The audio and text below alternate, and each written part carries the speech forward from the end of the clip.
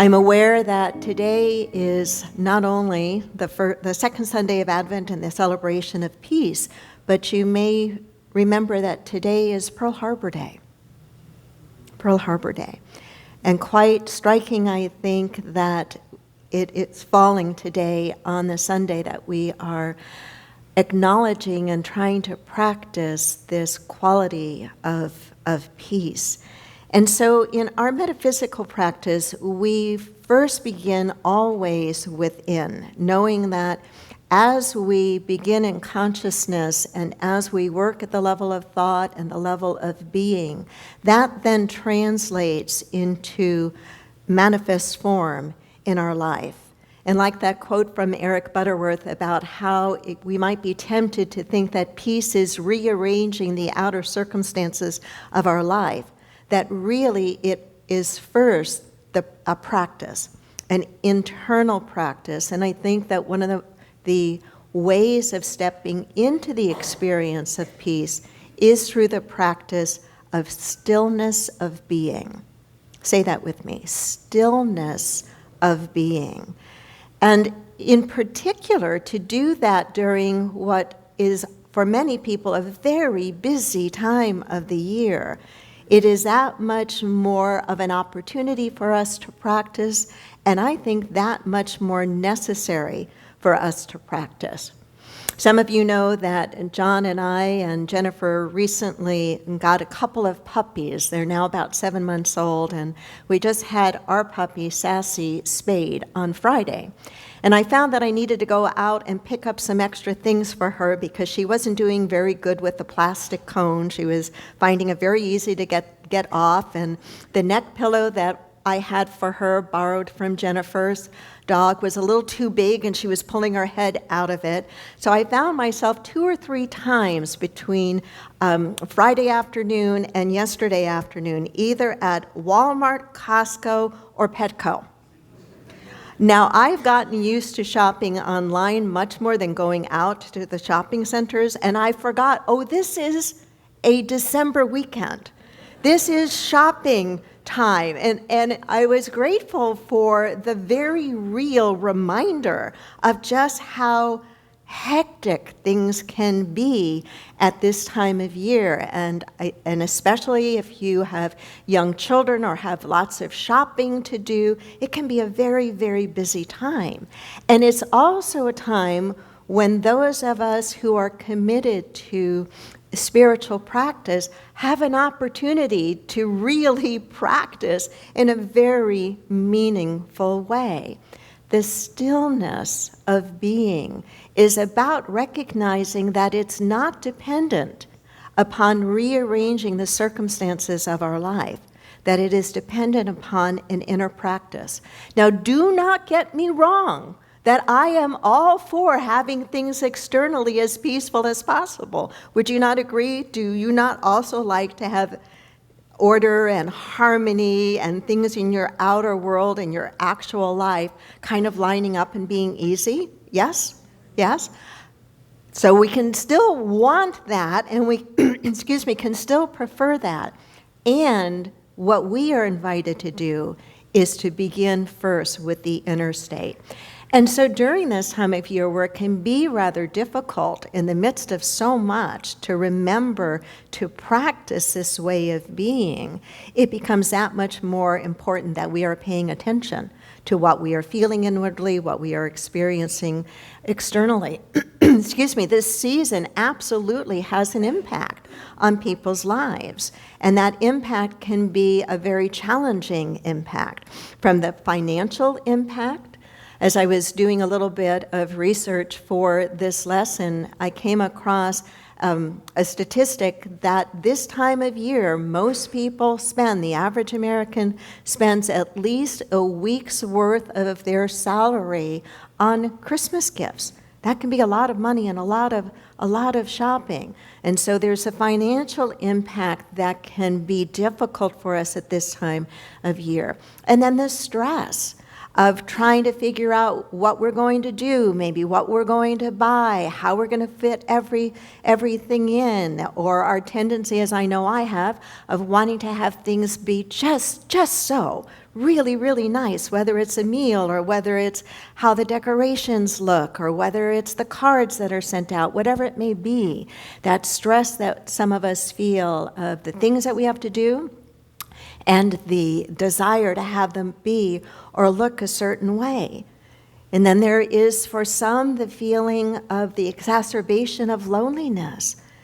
I'm very much aware, as the years have gone by, and I have been at the leadership of this community for such a long time, aware of the life changes that many of you and we have experienced, and how sometimes we come to this time of the year and we find ourselves here having just lost or recently lost a significant member of our family, or a spouse, or a child, or an adult child, and how the feelings of sadness at what once maybe was the most joyful time for us is something that is exacerbated because we have these expectations of what it's supposed to be like, and then the reality, the personal reality of what it feels like. And then, of course, another impact is just consumption, right?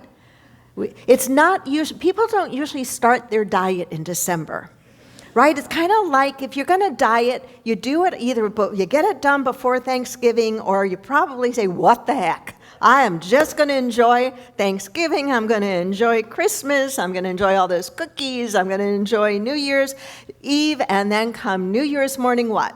Then we say, okay, I'm going to get back into whatever health routine.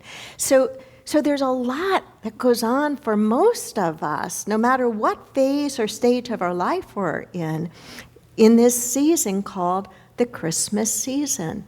And hence the practice, our spiritual practice, is not to be abandoned at this time, but to be deepened into. And especially this practice of times of practicing inner stillness. Inner stillness. So what do we do when our life is chaotic? Or what do we do when things seem to be anything but peaceful for us? What we do is we notice where we are in that continuum. We notice what it is that we are feeling. We don't hide it. We don't cover it up with a Band-Aid, an affirmative Band-Aid, until we've actually looked at it, named it, and recognized what it is that's going on for us, what the feeling is, what the situation is, what the problem is, so that then we can get either beneath it or beyond it. There is a kind of peace, and it's written about in the Bible, a kind of peace that passes, the phrase is, a peace that passes all understanding. A peace that passes all understanding. Say that with me. A peace that passes all understanding. It's a kind of peace that is not dependent upon anything external. Not dependent upon anything external. A peace that passes all understanding. The Apostle Paul, in his letter to the Philippians, wrote it this way. He said, "Do not be anxious about anything." Just those first words in that little section is enough to practice for many of us, right? Do not be anxious about anything, but in every situation, by prayer and petition, with thanksgiving, present yourselves to God, and the peace of God, which passes all understanding, will guard your hearts and minds in Christ Jesus. Now, those are much more traditional Christian religious words than we might typically use in unity. But the concept of what Paul is talking about here and the actual how-to that he is offering, I think, is absolutely clearly spiritual practice. That there is a kind of peace that isn't dependent upon what's going on out here, that each of us can come into. Jesus also talked about a similar kind of peace. He said, "Peace I leave with you. My peace I give to you. I do not give to you as the world gives to you. I do not give to you as the world gives to you. Do not let your hearts be troubled, and do not be afraid." I was struck just this morning as I was rereading these words that I have read many times before and have used in probably every celebration of life service I've ever done or every memorial service I've ever done. But they struck me in a deeper mystical way this morning when he says, "I do not give to you as the world gives." Right away, I think he's talking about, I'm not talking about the outer. The world always talks about the outer. I'm giving you, or I'm talking to you about something much deeper. I'm talking to you about a practice. I do not give to you as the world gives to you. Do not let your hearts be troubled, and do not be afraid.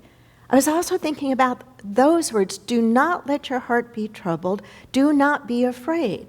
I found myself saying, well, Wendy, when is your heart troubled and when is your heart afraid?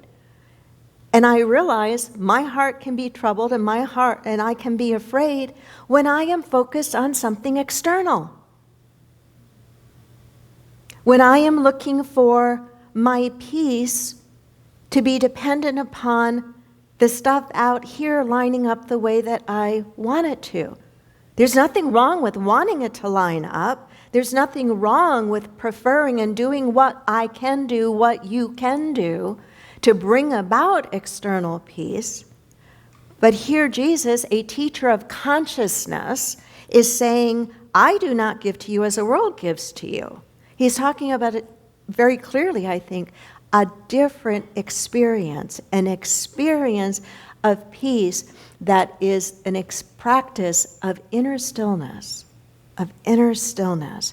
The peace beyond understanding isn't the absence of trouble or difficult circumstances. It's a profound internal tranquility that remains even when external chaos is raging. Let me read that again. The peace beyond understanding isn't the absence of trouble or difficult circumstances. It is a profound internal tranquility that remains even when external chaos is raging. Peace that passes all understanding. The practice during this season of Advent. We have this beautiful Christmas tree behind us. It is pretty, isn't it? And you have decorations around you, external reminders of an experience we're trying to touch within. We all know that the Christmas story begins with a journey. Mary and Joseph journeying to the census that they were told they were required to take, to trying to find lodging to meet their obligation to take that census, to find that the inn is too crowded and they can't stay there. They have to find other accommodations, and we're told in the story in such beautiful poetic words, whether we look at them literally or not, still with beautiful, beautiful imagery, that they wind up in the manger. And every time I think about that, the very human part of me says, I would love to have known the conversation between Mary and Joseph. When Joseph got back to that donkey and said, hey, Mary, there isn't any room here. Any of you who are married or in a committed relationship, what would be going on? Do you think they would have had any dialogue? Oh, come on. Of course they would have had dialogue. I would have loved to have known what that dialogue was. But anyway, they're told that there's no room for them in the inn. What a powerful visual for us. What a powerful metaphysical story for us to unpack with this idea of practicing inner stillness, this idea of peace. That crowded inn metaphysically represents our mind. That inn is our consciousness, our mind. The crowdedness of it is the noise in our mind. Have you not had the experience that as soon as you sit down to meditate, it's as if the volume of the chatter of your mind goes up, right? And you go, wait a minute, it seemed quieter in there before I decided to get quiet. And it's not that it was, it's just that as we make a choice to work at the level of being aware of our minds, that then we become aware of the chatter that was going on all the time. Anyway, either in the foreground or in the background of our mind. And so the in, for us, metaphysically, mystically, represents our mind, our consciousness, and the crowdedness of it represents the noise of our minds. The no room is the state of being so busy and overwhelmed that there's no space left. No space left for the quiet, sacred presence of the divine within. No space left for the quiet, sacred presence of the divine within. We often live our lives just like that innkeeper with so much going on, so much activity, that we miss the birth of something really important, the breakthrough of something really significant. And I think the beauty of the story is that when we look at where Mary and Joseph wound up, they wound up, we're told, in a manger, in a stable. Probably can't get more humble than that. Probably can't get more simple or more basic than that. And what it suggests to me is that even in the midst of so much that's going on, maybe it's not about trying to get rid of everything that's going on. Maybe that's not even practical. Maybe it's about remembering that no matter what is going on, we can carve out just a tiny slice of peace. Think about that for a moment. Just a tiny slice of peace. What might that look like, and how might we do that? I think we're given kind of the instruction in what Paul wrote to the Philippians. He kind of gave us a way of carving out that little place of peace in the midst of the activity, the busyness, the noise, the responsibilities, the changes, maybe even the chaos that's going on around us, that we can carve out that tiny little humble experience of stillness and peace.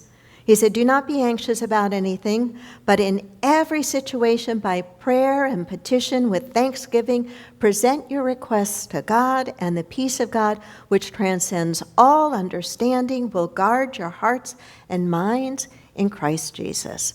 What is he saying there? I think he's giving us a two-step process that even in the midst of words that might sound more religious than we're used to, he's giving us a spiritual two-step process.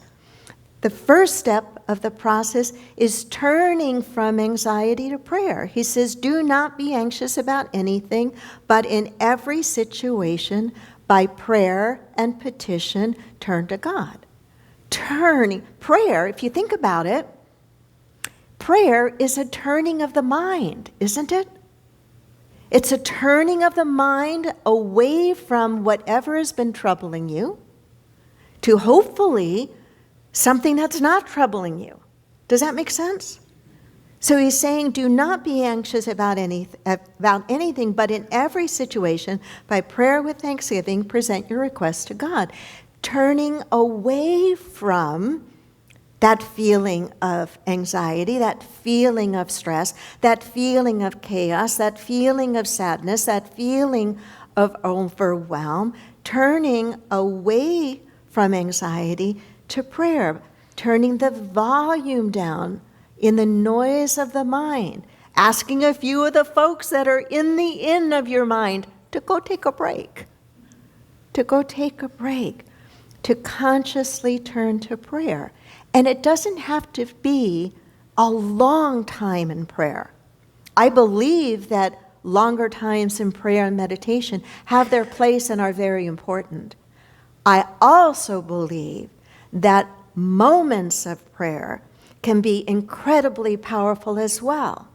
If you find yourself out and about dealing with a lot of stress between now and the end of the year, no matter where you are, you can choose to take just a moment, a breath or two, where you are consciously saying to yourself, I am turning my attention away from the craziness in the parking lot, the traffic, the fact that I didn't find what I needed to find, or that I'm running short on funds, whatever the reality of the issues may be, to take one moment to go, I'm going to turn away from that, I'm going to take a deep breath in, and I'm going to reconnect with God, with whatever my concept of God is.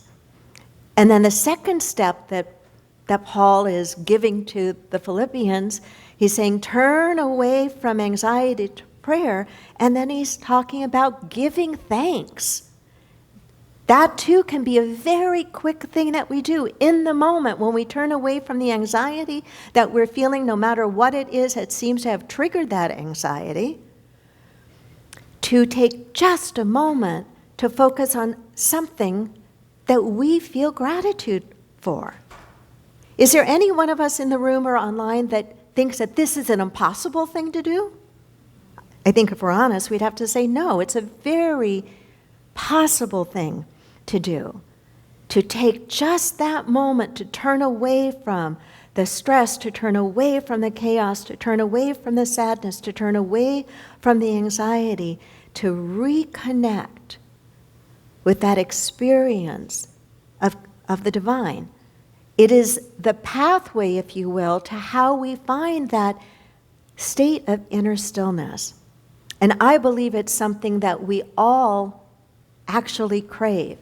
And I also believe it's something that we all really need, especially at the times that we think we don't have the time to do it.